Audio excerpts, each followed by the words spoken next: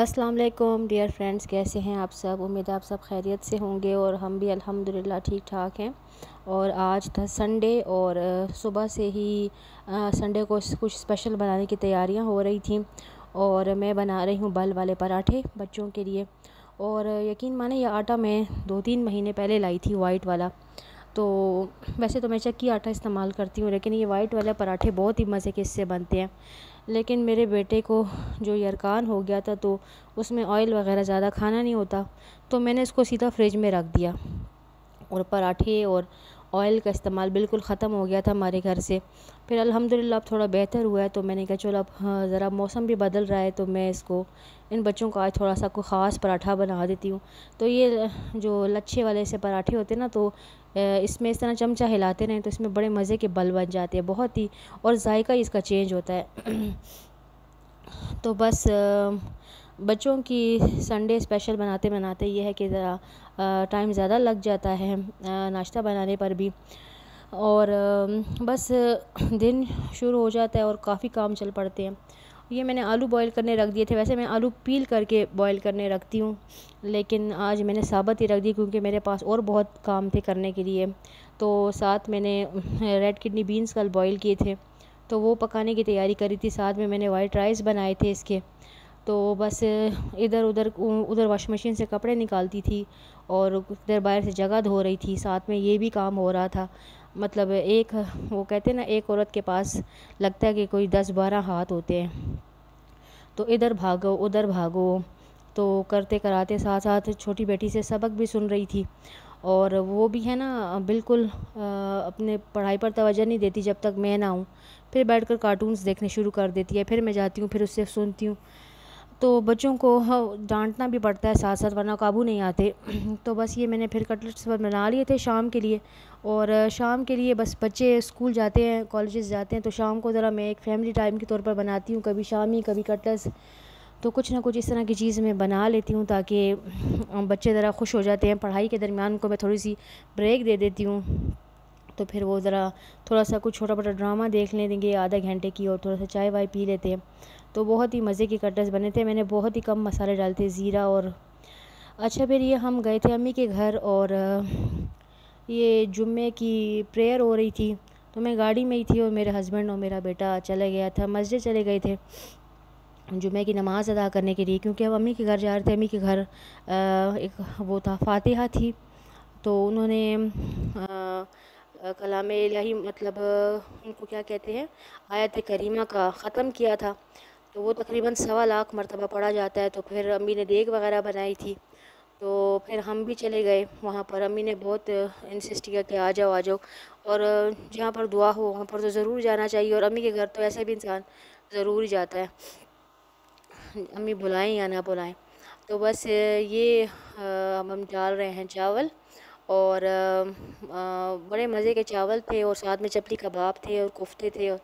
और मज़े की सबसे बात ये होती है कि जब हम सब लोग इकट्ठे हो जाते हैं ना, बैठ जाते हैं, गपशप लगाते हैं, तो वो बड़ा मज़ा आता है। सबके छोटे छोटे बच्चे, छोटे बड़े बच्चे, लड़के लड़कियाँ इकट्ठे हो जाते हैं, और लेडीज़ इकट्ठी हो जाती हैं।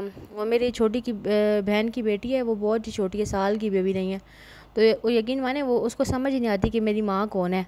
कभी मुझे देखती है, कभी मेरी बड़ी बहन को, कभी अपनी माँ को देखती है। हमने उसको अपनी उसकी माँ के सामने बिठा देना, तब भी उसको समझ नहीं आती कि ये मेरी माँ है। फिर हमारी तरफ पलटती है, शायद उसको हमारी शक्लें एक जैसी लगती हैं। तो बस इसी तरह ज़िंदगी गुजरती है, आना जाना लगा रहता है ज़िंदगी में, कभी जाओ कभी आओ, बस इसी तरह ही मज़ा आता रहता है। और अम्मी अब्बू के साथ मिलकर तो ऐसे भी इंसान को हमेशा मज़ा ही आता है। और यही एक ऐसा वाहिद घर होता है जहाँ पर इंसान बेधड़क जा सकता है। और फिर बस ये देखिए, मीठे चावल भी थे, और कोफ्ते थे, और टिक्कियाँ थी, और ज़मीन पर बैठकर हमने दस्तरखान बिछाकर खाया, वो बहुत हमें मज़ा आया था। और ये मैंने कल वीडियो एडिट कर ली थी, बस वॉइस ओवर रह गया था, और आज काम इतने ज़्यादा थे, लेकिन शुक्र है वीडियो सेट हुई थी। अच्छा, तो मैं आपको बताना चाहती हूँ कि मेरे इंस्टा पर एक लेडी ने मुझे किया मैसेज। एक्चुअली वो एक यूट्यूबर हैं, और हम इकट्ठा ही करते थे लाइव वगैरह जब मैंने स्टार्ट किया था। फिर उनके हस्बैंड ने उनको रोक दिया था कि तुम मत करो यूट्यूब, तो उन्होंने छोड़ दिया। तो अभी बड़े अरसे के बाद उनकी मुझे मैसेजेस आए व्हाट्सएप पर। तो मैं उनकी बातें सुन रही थी, तो जो उनकी बातें मैंने सुनी ना, तो यकीन माने मेरे दिल को एकदम एक झटका सा लगा है, एक शौक़ सा लगा है। जो उन्होंने मुझे बताया है ना कि उनके हस्बैंड ने उनको 2 बेटियां होने पर तलाक दे दी, एक तलाक दी है उनको, और पेट में उनके बच्चा भी था, अभी तीसरा बच्चा, सिर्फ इस बात पर कि जब तुम्हारा तीसरा भी बेटी ही होगी इस वजह से मैं तुम्हें पहले ही एक तलाक दे देता हूँ। लेकिन अल्लाह की करनी ये ऐसी हुई कि उनका बेटा हो गया। लेकिन अब ये है कि हालात अच्छे नहीं हैं उनके, और वो अपने यूट्यूब चैनल को ज़रा सपोर्ट करना चाहती हैं, तो ताकि अपने बच्चों को पाल सकें, और काफ़ी क्राइसिस में आजकल वो। तो मैं उनको एक लिंक दूंगी अपने डिस्क्रिप्शन बॉक्स में, तो प्लीज़ आप उनको सपोर्ट कीजिए ताकि वो अपने बच्चों को पाल सकें और उनकी नशोनुमा कर सकें। और ये प्लेटफॉर्म हमें इसीलिए मिला है कि हम एक दूसरे की हेल्प करें, ना कि एक दूसरे की टांगें खींचते रहें और एक दूसरे पर बहतान लगाते रहें और घटिया ज़बान इस्तेमाल करते रहें। जैसे कि रिसेंट पास्ट में आप लोगों ने देखा ही होगा, तो इन सिस्टर को इस वक्त हमारी हेल्प की बहुत ज़रूरत है, और मुझे उम्मीद है कि आप सब उनकी ज़रूर मदद करेंगे। और भी किसी को किसी मदद की ज़रूरत हो, मुझे इंस्टाग्राम पर मैसेज करें और इंशाल्लाह ज़रूर मैं उसे सपोर्ट करूँगी। और इसी तरह हम एक दूसरे के साथ हेल्प करते करते आगे बढ़ेंगे। मतलब ये ना, असल में बात यह है कि औरत ही औरत की दुश्मन है। तो उनकी भी ये है कि सास ने और नंदों ने उनके हस्बैंड को बोला कि 2 बेटियां हैं तुम्हारी, तो अब आगे भी तुम्हारी बीवी जो है तो वो बेटी ही जनेगी, लिहाजा उसको पहले से ही तुम डाइवोर्स दे दो। तो ये देखिए किस कदर अलमिया है हमारे मुल्क का, किस कदर जुल्म है हमारे मुल्क में। और औरत ख़ुद एक मज़लूम मखलूक है, लेकिन फिर दूसरी औरत पर जुल्म करती हुई उसको डर भी नहीं लगता, अल्लाह का खौफ भी नहीं आता। तो मुझे बहुत ही दुख हुआ, बहुत ज़्यादा, यकीन माने दिल से मुझे दुख हुआ, जैसे किसी अपनी सगी बहन के लिए दुख होता है। तो उन्होंने मुझे बोला सपोर्ट के लिए, तो मैंने कहा इंशाल्लाह मैं ज़रूर सपोर्ट करूँगी। और अगर मेरी इतनी सी सपोर्ट से अब आपके बच्चे पल सकते हैं, उनकी नशोनुमा हो सकती है उनकी, तो इससे अच्छी बात क्या होगी।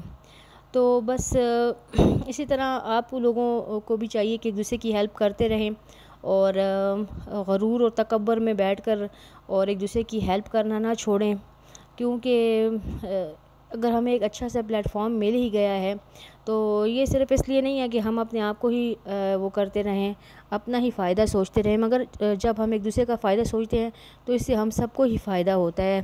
और ये देखिए पीछे खूबसूरत पाकिस्तान के खूबसूरत मनाज़र भी आप साथ साथ देखते रहिए। और ये वो खूबसूरत जगह हैं जिनका हमने रिसेंट विज़िट किया था रिसेंटली, तो बहुत ही प्यारी जगह थी। मैंने कहा आपको डिस्टर्बिंग बात बता रही हूँ तो पीछे कोई अच्छे नज़ारे भी बताती रहूँ ताकि आप लोगों का भी दिल लगा रहे, क्योंकि ऐसी बातें सुनकर यकीन माने बहुत ज़्यादा इंसान का दिल पर बोझ आ जाता है। और ख़ास तौर पर वो लोग जिनकी अपनी बेटियाँ होती हैं ना, उनको बहुत अफसोस होता है। और आने वाली को भी बेटी अगर इंसान समझ लेना तो उसकी अपनी ज़िंदगी भी आसान हो जाएगी, और मतलब बहू भी अच्छे अल्फाज में याद करेगी अपनी सास को, क्योंकि बेटियां तो देखें ब्याह कर पराए घर में चली जाती हैं, जो हमारे साथ रहती हैं वो बहुएं ही होती हैं। तो क्या हम अपने घर का माहौल ख़राब कर लें उनके साथ बिगाड़ कर। लेकिन बाज़ लोग इतने सफाक होते हैं कि वो कुछ भी नहीं सोचते, उनको सिर्फ दुश्मनी करनी होती है। तो याद से आप लोगों ने ना ज़रूर उनको सपोर्ट कर देना है।